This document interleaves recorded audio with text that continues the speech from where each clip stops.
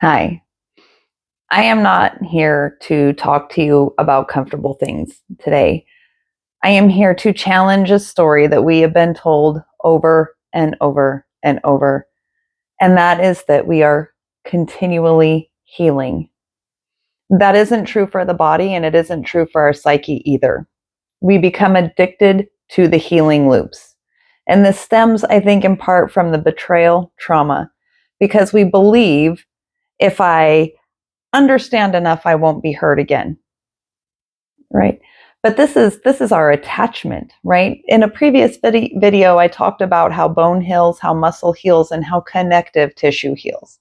And the connective tissue is actually the one that heals with the least resiliency, right? Because it has lack of blood flow, all of these other reasons. But this betrayal trauma relates to that because bone is our foundation. It heals stronger so long as things are aligned and the stress is in the right way. And in the rest phases after exertion, the micro tears in our muscles heal and our muscles come back stronger. Our psyche heals the same way. And when I was a kid, my stepdad had a phrase that took me a long time to understand. Well, it didn't take me a long time to understand. I'm really learning how to apply it right now. And that is the fool me once, shame on you. Fool me twice, shame on me. Right. And this is where the betrayal trauma comes in because I think this is one of the hardest ones to deal with. And I have a lot of notes, so pardon me if I look down, but I received a lot of messages this morning, a lot of downloads. So in the fool me once stage, right, this shows us where we need a boundary. This is on the other person. Their behavior crossed one of our values or guiding principles, and we need and are responsible for changing our behavior, not theirs. We change our behaviors. This is access, right? This is access to our energy. This person has demonstrated that I need to have a boundary in whatever specific area, depending on how significant the betrayal was. But it indicates a change is needed in me. I need to set the boundary. My trust was misplaced. Either I missed a sign, I ignored a red flag, and my desire to have connection, I have attached myself to something that didn't prove to be what it said it was going to be. That's on them. My job is to respond responsibly, ably. I am able to respond, not react. This comes from a deep knowing of what my values and my guiding principles are, right? So the fool me twice, shame on me. This shows you where your attachment is. This shows you where your fear of loss of connection is. And this is where your wound is. And now a lot of us get stuck in this healing narrative because of these attachments. We're not dealing with these attachments. We're not changing the behaviors within ourselves. And a lot of this comes from our brain's desire to maintain familiarity because in survival narratives and in our survival wiring, these are familiar chemical dumps, right? The norepinephrine, the adrenaline, even the dopamine from revisiting past trauma are all re-engaged as if the trauma is current. And then when we soothe ourselves for it, we get a dopamine hit. That creates the addiction to healing. But it doesn't change the behavior, right? You can identify the wound over and over and over, but if you don't change the behavior, you never reach the maturity, right? So the last place in our healing journey that ego can hide is the belief that growth is something that happens later. And this causes us to dilute our expression of truth now because we feel like it's something we have to get ready for. We have to know more. I'm going to come back to this. Where's my line? If I understand enough, it won't hurt me again. This is our connective tissue. Connective tissue doesn't heal well without blood supply, right? And blood supply in terms of the psyche is our connection to spirit, our higher knowing, the part of us that knows what our values and principles are. And the reason the connective tissue is symbolic of our connection with others is because what fuels me, my source, my higher self, my soul, doesn't transmit through the connection to the other person. Only my thoughts through word and action do, right? But I don't actually transmit my soul, my blood, to the connection. It's my expression of my authenticity that is, but my soul remains my own. And that's why the connection and the attachment wounds are such a big deal, right? And there's a loss of identity that comes with actually changing the behavior, putting away the fear of the unfamiliar and the uncertain, and stepping into our highest potential. And that is the loss of identity that we have around healing, because we get validation and justification for our wounds and our healing journey, not for our growth. We're still trying to soothe and coddle and validate the inner child. I think a lot of us are trying to get back to a point where the harm wasn't done, to restore some original state. But bone shows us it doesn't heal that way. And bone represents our foundation, right? It represents, to me, in my interpretation, the physical expression, right? Bone overproduces in the area of the break so long as it is aligned. And the stressors, this would be calculated risks, not blind jumps risks. These are the calculated risks, the daily steps that I can take, the small mundane things that I can do every day that most of us don't want to do because they seem mundane, tedious, right? We don't want to change our diets. We don't want to exercise more. We don't want to do the small behaviors that lead to real growth and change, because that requires consistency, competency. It sends us into the unfamiliar, the what comes after this now. If I start the business, if I leave the relationship, if I set the boundaries that protect myself, the brain perceives loss. It perceives unfamiliar rules, traditions, programming, like it doesn't know what comes after the change. And because of that, it will send us back to the loop. So it says, no, we still need to heal from this. But that is just picking at the scab, because scratching it in the moment provides some relief. But we keep the wounds open ourselves. We do this to ourselves. So here are some things I want you that came to me and listening to things in the energies of the day that I want you to keep in mind as you are looking at this within yourself, because we are practicing an addiction to healing that is preventing our growth as a collective. Okay, and the things that I want you to look at is, where is your energy in motion, your emotions driving you towards? Because we need to have awareness and then accountability to what that awareness brings to us, right? Accountability to the truth of what our attention reveals in our awareness. And then we have stabilization. And once we stabilize in that, we have the opportunity to feel and recognize the pattern that we are recreating, the loop that we are in. And then that becomes embodied choice, the change in behavior, right? We have to reverse the mirror. We have to reverse the mirror. Anything that we see outside of us is a reflection of a seed within us. So we have to reverse the mirror in order to find what it is within ourselves that actually needs that attention, that change in behavior, right? If we have an addiction, sometimes we need to sit on our hands. But this is all about self-regulation, not doing anything about others. And how that helps others, because we do have a desire to help others, but how this helps others is then our way of living serves as a lamp for others to follow. I want you to start asking who is benefiting off of you staying in a state of healing. Who benefits? Who benefits from you staying small and attached to your inner child? Who benefits from your lack of a no when you need to say no? There's a lot of the garden and the gate coming through today too. So I want you to ask yourself, who is stomping on your garden? And why aren't you managing your gate? Because you are the gatekeeper. You are the garden and the gate. So where are you not gatekeeping?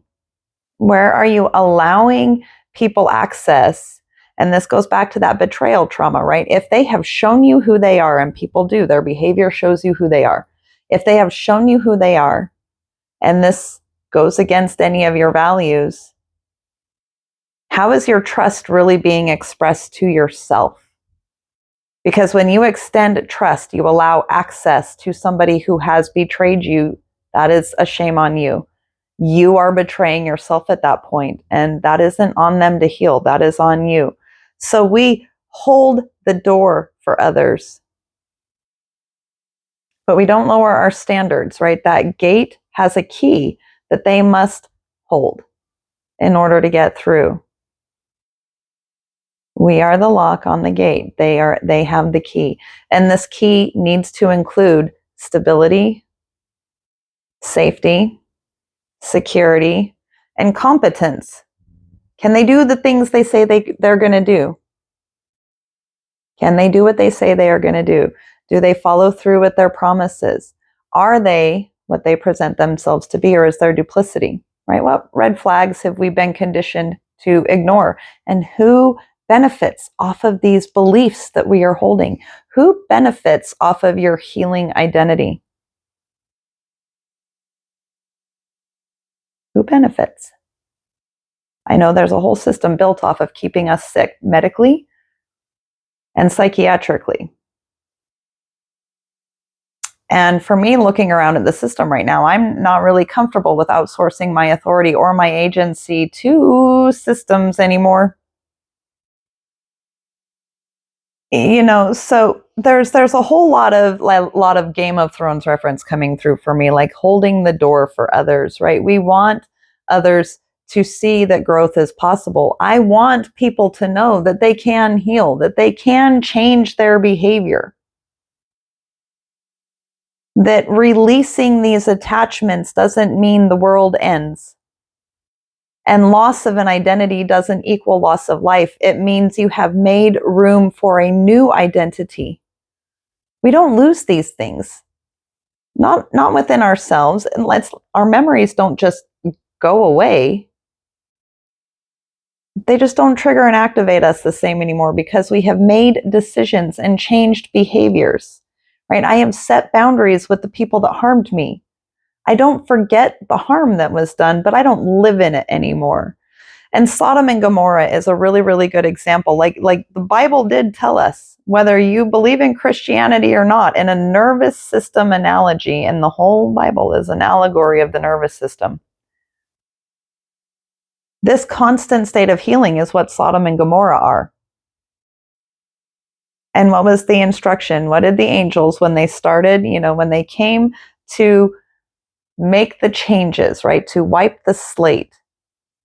And this is recognizing the patterns and the loops that are causing harm and ending them. That's what the angels did. They are the higher expression, the light within ourselves, going into our psyche and going, these are the parts that no longer serve us. These are the parts within myself that are hurting me and holding me back, and I need to abolish them. So I am going to send the part of me that I choose to express forward, the identity that I am cultivating and stepping forward. That's Lot and his family. All of these character aspects, these values and principles that I am going to carry forward, I'm going to protect over here, and then I'm going to wipe the slate of everything else. But what did Lot's wife do? She looked back. She looked back and turned into salt. That's the calcification of our pineal gland. This constant state of looking back and believing that we are healing without ever stepping into our full expression now is assuming that these weren't ingredients. All of these past things were ingredients in the cake that I am baking today. My memory serves as data points. It informs me of what I value and what I don't value. And then I make the decisions and change the behavior in myself. I don't look at other people anymore. I'm not interested in controlling other people or outcomes, because now I trust myself because of what I have learned and how I have addressed my betrayal traumas and my attachment to anything, not just people, to places, to things, to states of emotion. I attached myself to these ways of being and expressing that kept old patterns alive out of survival, out of a fear of the unknown.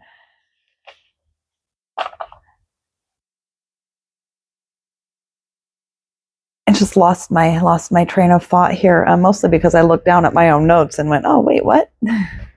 but these were traps I had, and in constantly looking back, I prevent my intuition from guiding me forward. This is the calcification.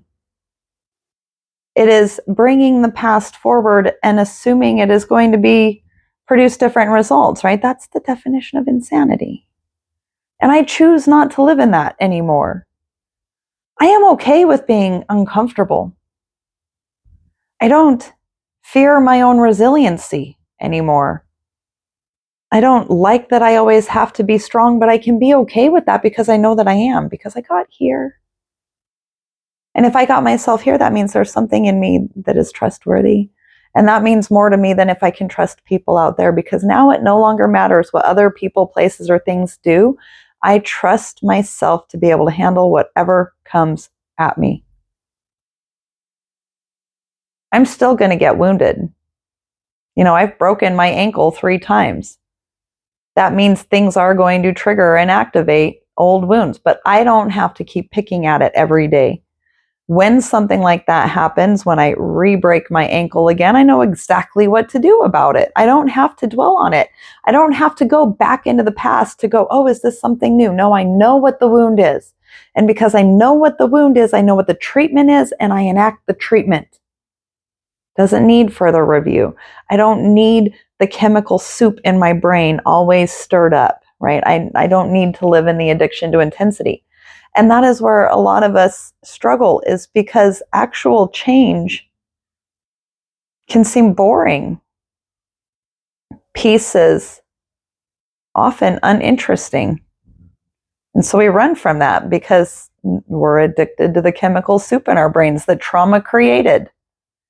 We're not supposed to go back to that. Don't be Lot's wife. Don't turn into the pillar of salt. Don't become frozen in the identity. Identities were never meant to be fixed. The past identities are ingredients for your now self. And the next now you is going to be made of the ingredients of you now, but it will never be the same. It will never be the same. The innocence that you restore in inner child healing is not the same innocence that you had when you came here. It isn't naive. It's wisdom, it's discernment. We need to start working on finding the adult, not always working on the inner child. Like if treatment is working, when's the end date? When's the end date? When do you get to take the cast off? When do you get to go back and try your next run at a mile or the next bench press, with 5 more pounds? When is the end date for that recovery? So who's benefiting off of you constantly healing? Who is benefiting from you diluting your expression? And who is benefiting from you not claiming your truth? Some of my notes here on the side are, even if it isn't how you want it to feel, we have to get comfortable in the uncomfortable. These are our growing pains. It is signs that you are growing. If you are uncomfortable, you're growing. If you're comfortable, you're not. That's part of why awakening is kind of scary, because sometimes it's boring, right? But you have the ability to meet what rises. There are always going to be things rising.